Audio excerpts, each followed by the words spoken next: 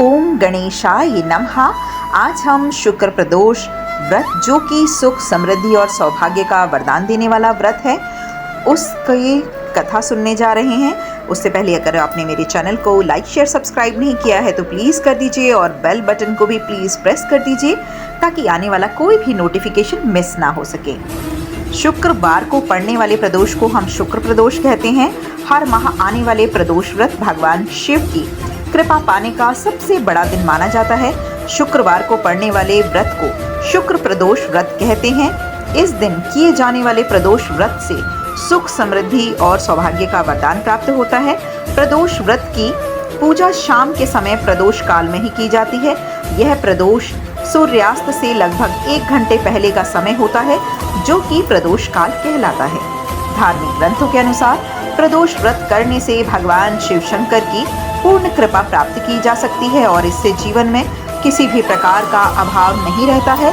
इतना ही नहीं, समस्त आर्थिक संकटों का समाधान करने के लिए भी प्रदोष व्रत करना आवश्यक माना गया है।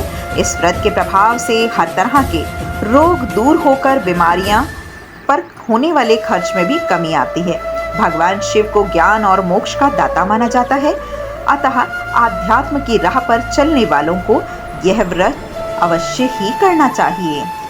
एक नगर में 3 मित्र रहते थे, राजकुमार, ब्राह्मण कुमार और तीसरा धनिक पुत्र। राजकुमार और ब्राह्मण कुमार विवाहित थे। धनिक पुत्र का भी विवाह हो गया था, लेकिन गौना शेष था। एक दिन तीनों मित्र स्त्रियों की चर्चा कर रहे थे। ब्राह्मण कुमार ने स्त्रियों की प्रशंसा करते हुए कहा, नारीहीन घर भूतों का डेरा होता है। धनिक पुत्र ने यह सुना तो तुरंत ही उसने अपनी पत्नी को लाने का निश्चय कर लिया। तब धनिक पुत्र के माता पिता ने समझाया कि अभी शुक्र देवता डूबे हुए हैं, ऐसे में बहू बेटियों को उनके घर से विदा करवा लाना शुभ नहीं माना जाता।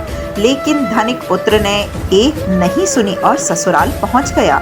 ससुराल में भी उसे मनाने की कोशिश की गई, लेकिन वो जिद पर अड़ा रहा और कन्या के माता पिता को उसकी विदाई करनी पड़ी। विदाई के बाद पति और पत्नी शहर से निकले ही थे कि बैलगाड़ी का पहिया निकल गया और बैल की टांग टूट गई।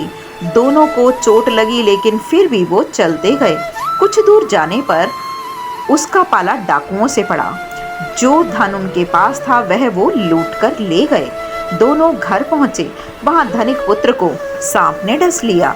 उसके पिता ने वैद्य को बुलाया तो वैद्य ने बताया कि वो 3 दिन में मर जाएगा।